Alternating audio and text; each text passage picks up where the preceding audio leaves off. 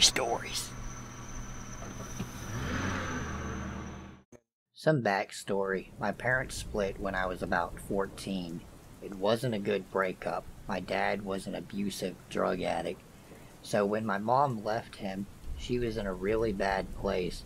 Her and my older sister kept taking her to local bars since my mom was depressed. This led my mom to becoming an alcoholic since my sister was well on her way to becoming one too. During one of those nights, she met a guy. I didn't know much about him, just that they met him and his brother at a bar, and now she was dating him. It went pretty fast, and my sister would flirt with the brother to get free food and drinks from him. Around this time, I was about 15, and this dude just seemed off. He was probably early 40s or so, and he was always going on my mom's dates with his brother. He just kinda hung around a lot. One day, my sister decided she wanted sushi and called the brother up to take us because she knew he would pay. I did not want to go, but we didn't have food in the house, and I was hungry. We didn't have a sushi place in our town, so we had to drive to the city, which was about 30 minutes away. The entire ride, I just had this warning feeling in my stomach that kept telling me to get out of the car, that this was a bad idea. I was a giant ball of anxiety the whole 30 minutes. My sister sat in the front seat completely oblivious to what was happening. Meanwhile, I kept catching him staring at me in the rearview mirror. Once we got to the restaurant, he sat himself directly across from me. He wanted to sit next to me, but I rushed to sit next to my sister instead. It was awkward, but my sister talked a lot, so I was able to kinda hide. Eventually, she got up to go to the bathroom, and then I was alone with him. Almost immediately, he asked me if I had a boyfriend, and I said no. "That's good," he said. "You're too good for high school boys. They're only after one thing." I just nodded, not knowing what to say. He then went on to ask if I liked Disneyland, and I said yes. He got excited and went on about how he would take me, but hotels were expensive, so we'd have to share a room. It would just be us, so my mom and his brother could be alone. He said my sister couldn't come though, because he couldn't afford to pay for both of us to go. At this point I was extremely uncomfortable, and I just wanted my sister to come back. She finally did, and he switched to just talking to her. She didn't notice anything was wrong, or that he kept looking at me. Once we finished, he took us home and invited himself in. I went to my room, locked the door, and hid. At one point, someone tried to open my door, but they stopped once they felt that it was locked. My mom and her boyfriend came home around then. I tried talking to my sister, but she brushed me off. They had invited us back to their house, and I wanted so badly to stay home, but they forced me to go. Almost immediately, my mom and her boyfriend went to the room and left my sister and I with him. He got my sister drunk pretty fast and tried to get me to drink, but I kept refusing. It got to the point to where my sister was almost blacked out drunk, and I was freaking out because once she passed out, it would be just us. I started texting my brothers, hoping one of them would pick me up. Thank God my oldest brother responded. I told him what was happening, and he came to get me. He showed up and told the guy that it was late and I had to go to school, and he was taking me home. He tried to protest my brother, was very firm about it. He loaded my sister in the car, texted my mom he was taking us home, and then we left. My brother didn't live with us since he was about 30 at the time and had his own family, so he didn't know what was going on. I told him the full story, and he got real quiet, then waited until my mom had got home. He told her off, shamed her for putting me in that situation, and told her that if it continued he would move me into his house. My mom broke down and told him she wanted to break up with her boyfriend because of his brother. I found out when I was older that he would sneak by the door to listen to them when they had sex. I think more happened, but my mom never talked about it. She broke up with him, got a good job, and sobered up with the help of my brother. It took my sister a lot longer, but she eventually got her life together. So to the creepy brother of my mom's ex-boyfriend, let's not meet again. When I was a little kid, me and my mom would visit my grandparents and we would all go to church together when we would visit from out of town. I had a friend at the church who I would be super excited to visit every time I went. We would talk a lot about Pokemon and just stuff we liked in general. Around the time I started puberty, he seemed to be attracted to me. He would hug me and ruffle my hair. He was a big guy, always wore the same yellow shirt. It seemed innocent for a while, and we sort of had a relationship for a few months. Everything was good up until we were dating. I was probably around 16, and he was several years older than me. He one day confided in me that he could see angels, and he was given a sword from Jesus to fight demons. Yes, he really said that. He said that he could see angels and that Jesus Christ himself gave him a sword, which he stores in his body, to fight demons. As stupid as I was, I believed in him, but I don't know why, but I did. The times where I wasn't visiting, we would talk over Steam, where we played TF2 most of the time. He would tell me these stories of fighting demons and would talk to me through his angels, and it got so much weirder. He would tell me how I would be his princess in heaven and that we would rule together. That's around the time I started getting uncomfortable and weirded out whenever he would hug or try to go further with me. At one point over an incident, I tried to cut ties with him and break up. He would not have one bit. He would continuously send me emails begging for me to come back and how I was making a bad choice leaving him. The last time I ever came in contact with him was also the last time I went to that church. Me and my mom and my little brother all had to go to church for a small get-together for my grandma's birthday party. Knowing the ex's family caters church events, I knew in my gut he was going to probably be there. My mom told me not to worry about it when I knew that something was going to happen. When we arrived, I told my mom that I was going into a room where the little kids were playing and where I knew I would be safe while we waited for cake. I luckily brought my DS to distract myself and sat down to play. All of a sudden, I felt like someone was looming over me, a big presence. I knew it was him. I instantly went into flight mode and ran and hid around the church until he stopped following and looking for me. My mom and my brother instantly took me back to the house after I came out of hiding, and I never went back to that church. I hope we never ever meet, ever again.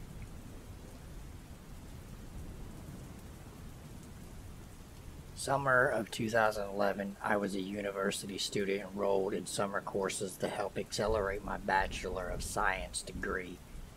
I was offsetting a more difficult BioStart course with the Narrative Literature course, one of the options for the mandatory first-year English requirement. He caught my eye on the very first day.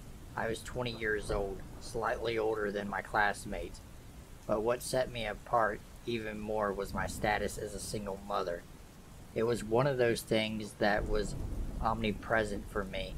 I looked at my fellow students and saw them as fledglings, able to enjoy the space between childhood and adulthood. I would never know how it felt to be a carefree young adult. I was stuck between worlds, too young and inexperienced to fit in with other mothers, too much baggage to fit in with other students.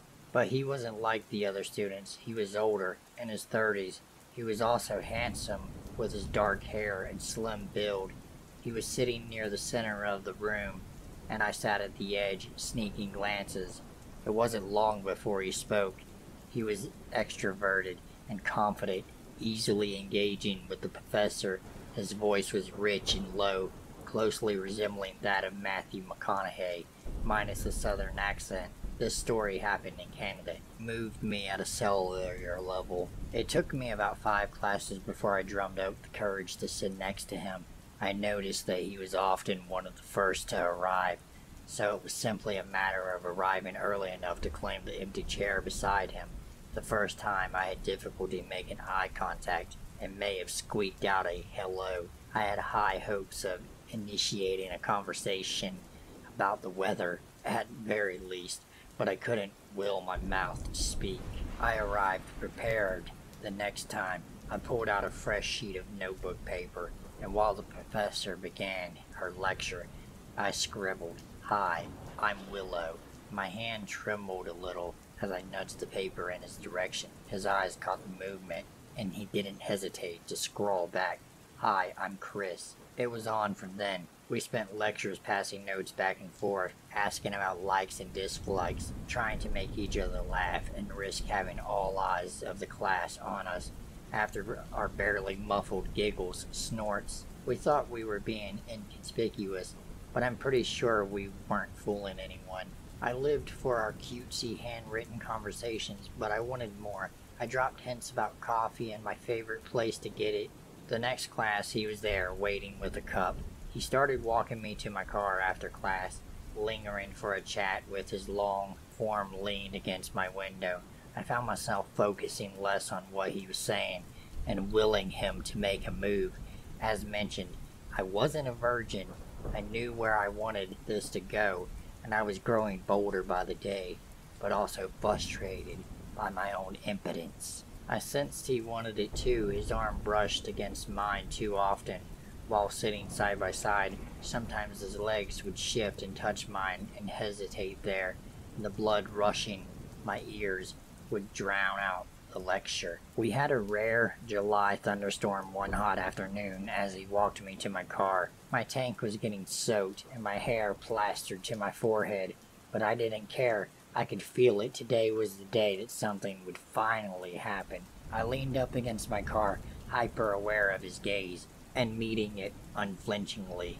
He moved so suddenly it almost frightened me. He kissed me as the percussive raindrops from my car roof and pressed his body against mine. His hand grabbed for the door handle, opened it, and lip-locked we fell into the back seat of the car. His hands were everywhere. Sweat mingled with rain and steamed up windows. Breathless, we finally pulled apart before any clothes came off. We agreed that we could hardly wait to see each other in class again, and he walked away from me in the rain. Our notes were much more explicit during our next class together. I was eager and throbbing. I knew what I wanted, and I was ready. After class, we drove off to a secluded wooded area near the school. He produced a condom, and we had about as passionate sex as one could possibly have in a car with a brand new partner. This is where the story goes south. During the afternoon glow, while he held me tight to his chest, he told me he was married. It felt like the world crashed down on me. I had broken up with the cheating father of my child just over a year previous, and couldn't believe the position I was suddenly in. I had spent a month falling for this man, romanticizing him and our slow ascent, and suddenly I knew clearly why he had been so hesitant to make a move on me. "I really care about you. You're the most incredible girl I have ever met. It's like we were built for each other." He spoke the words I wanted to hear. He told me about how his wife was 12 years his senior. He was 33, 13 years older than me, and sexless. He also talked about how badly they wanted children. But upon discovering that she was infertile, they pretty much stopped having sex altogether. He claimed that they were currently little more than really considerate roommates, and I fell for it. Our relationship was really fun at first. I let him meet my barely toddler-sized child early on. He loved coming over often and playing house with us. We were the family he never had, and he talked about his desire for children often. He told me that he loved me, us, early on. I reciprocated his affection gladly. Eventually, it would get dark outside, though he would leave for his real home. I represented his wife at first. We had lots of talks about her, and I would try to present logical arguments for why it was time to leave. Weeks passed into months, and it was never the right time. I don't know exactly when it began to shift. There were some red flags. His extroversion and confidence morphed into leading comments about my behavior and how it could be improved. He made some racist comments on one occasion, and his views on female body anatomy were not in line with mine. He was also religious and convinced that one day I would be smart enough to figure out that God did exist after all. I'm an atheist. In retrospect, he was also quite talented at gaslighting, but I didn't pick up on it at the time. I started to pull away, and he sensed it. He responded by granting one of my wishes, an entire night together, just me and him. We arranged the night at a local upscale wellness resort. The room was beautiful, and I still have lovely photos of our time there. But at 3 in the morning I woke up, and I suddenly couldn't do it anymore. I broke up with him. It shocked both of us. Frankly, he didn't argue, just gathered up his things and drove away. I was stunned at the ease of it. If only it was that easy. We had finished our narrative literature class by this time, but had conspired to choose the same elective, psychology, for the fall semester. This meant that we still had a class to attend together every other day. He didn't use the cell phone for texting, too easy for his wife to trace, so we communicated exclusively through email when we were apart. It was common for him to sign his emails, "I'll see you soon, but not soon enough." After we broke up, there were 6 of these emails before I had a chance to respond, ranging in tone from brisk to playful to pleading. I wasn't swayed. I told him that I had fallen out of love and that it was over. He responded by sending more emails, but when they went unanswered, he showed up at my house late that evening. I didn't let him in. I was feeling rattled by his persistence, but I thought, if I refused to answer the door, he would go away. I could hear him calling for me, alternating between sweet, loving words and irritated commands for me to talk to him. For context, I live in the end unit of a row of townhouses. I had a front door and a back basement door and an upper floor balcony. The front and back doors were locked, but I rarely locked the balcony door because it wasn't easily accessible from the ground. I was sitting in my living room on the upper level. My son was asleep downstairs when I heard a commotion in the direction of the balcony. I looked up to see him, toppling over the railing. With a lurch, I managed to lock the balcony door in seconds before he could open it and let himself in. By this time, I was shaking. He had gone from 0 to creepy fast enough to give me whiplash. I barely recognized him as someone I had been so incredibly enamored with. His pleas for me to let him inside were frantic, and he switched from wrenching on the door handle to trying to push the dining room window open. It felt like I had entered someone else's nightmare as I fought to keep the window closed, begging him to leave while he begged me to let him in. I managed to wedge the security stick in that kept it from opening further than a small gap. He demanded I let him in. I shook my head and asked him to leave. As assertively as I could, he switched gears and told me that even though he had managed to climb up the second floor balcony, he didn't think that he would be able to safely climb back down. I wavered. Considering this, I didn't want him to get hurt. I saw my resolve weaken and promised that he would simply walk through the kitchen, down the stairs, and out the front door if I let him in. I tried one more time to encourage him to leave the way he came. He refused, citing possible injury, so I caved. He lied. He stood there in my kitchen with his arms folded and demanded a better explanation for why I decided to end the relationship. I tried to usher him out, but he was unmovable. I couldn't even explain it, didn't want to explain it, just wanted him out. I told him that if he didn't leave right away, I would call the police. I reached for my cell phone and he reacted so quickly. He snatched it out of my hands and held it high, out of my reach. My blood ran cold at this point. Here I was trapped in my house, with this man, my child sleeping downstairs, and my main source for calling for help is in his hands. I'll scream. No, you won't. I reached for my phone, but it was no use. Just leave me alone, I begged. Not until you admit you love me.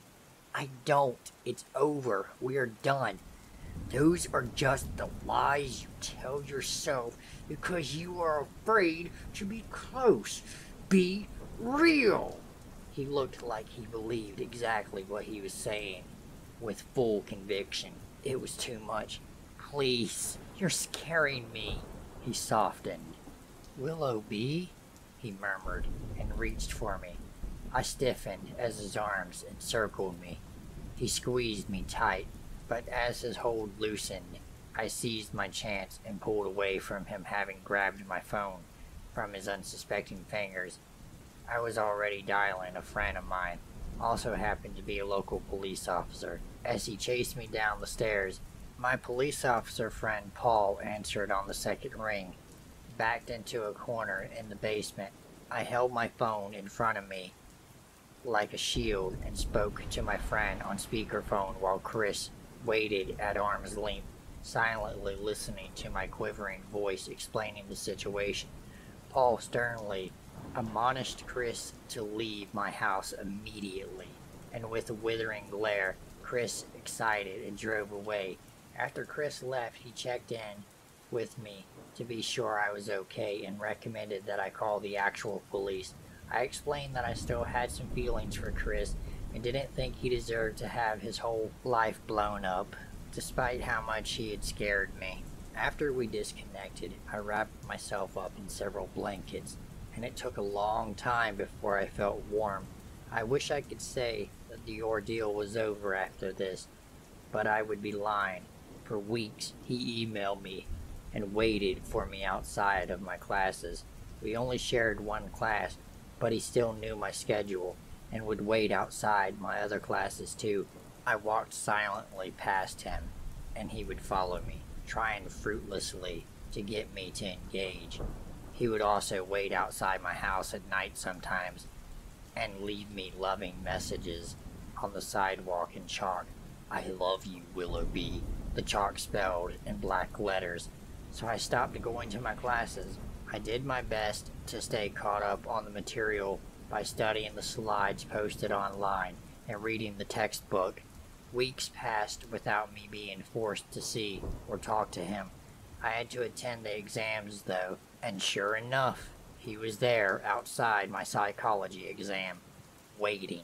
I walked quickly towards my car and he followed, begging, "Please, go away." Months of feeling afraid and powerless were welling to the surface. I raced into the driver's seat of my car, but he was there, holding the door open against me. As I tried to pull it closed, I tried uselessly to shut it, then scooted out of the car. He followed me as I did laps around the car. I threatened to call the police on him for harassment. He laughed at me. I tried to reason with him. It was impossible.